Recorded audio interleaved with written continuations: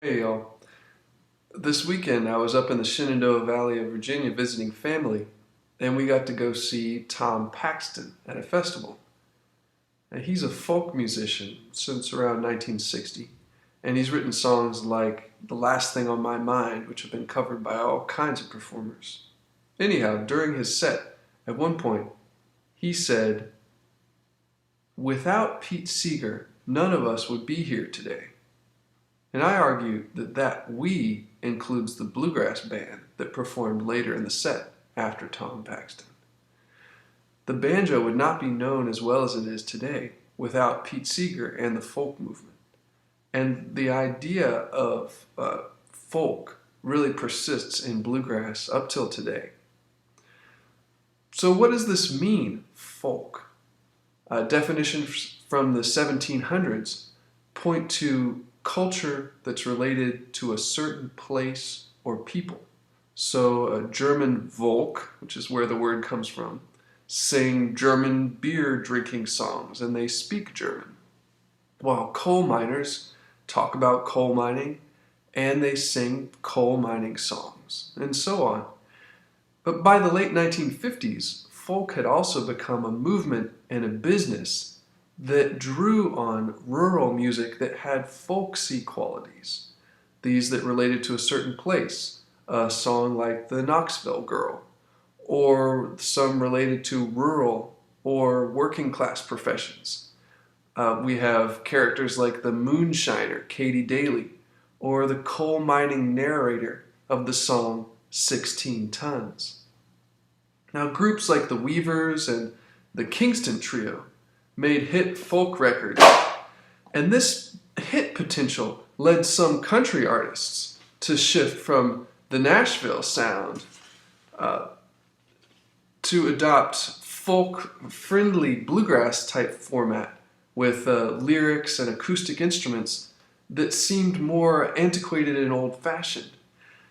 And Pete's brother Mike Seeger was one of the people who was helping illustrate how older musicians like the Stanley Brothers and Bill Monroe connected this music to folksy, older roots.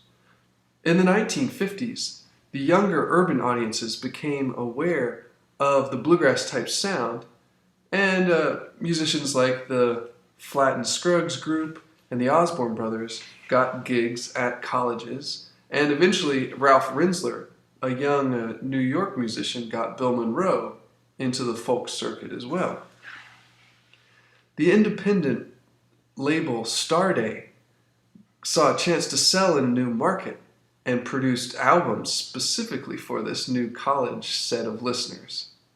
And notice these are albums. These are 33 and a third long playing records, not the 78 records of the 1920s and 30s, or the 45 RPM record that the Jimmy Skinner Music Center had been sending around because it was so compact. The LP was a more modern and more expensive format that was developed to fit longer classical and jazz compositions on one disc. 78s and 45s could fit a little over 3 minutes, but the LP could fit closer to 15 minutes on each side. LPs cost more, and so were used by more refined and more wealthy audiences. It's telling that the 1952 Anthology of American Folk Music from Folkways Records was released on LPs. It was for the wealthier urban folk music crowd, not for the jukebox listeners or the Nashville country hit system. But as wealthier listeners sought out these bluegrass sounds and became interested in these folksy kinds of music, the bluegrass LPs were released, including Bill Monroe's first bluegrass LP, Knee Deep in Bluegrass, which was in 1958. New urban audiences also met rural folks in person at fiddling conventions. And as Rosenberg tells us in Chapter 5, these meetings were not without tension.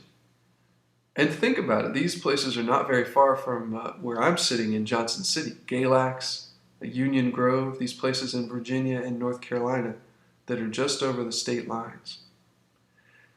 And I encourage you to pay special attention to the episode at the end of chapter 5, in which Rosenberg talks about his experiences meeting up with the Osborne brothers backstage at Antioch College. So make sure to listen to the extra media that I've posted for y'all in the module, and email me with any questions.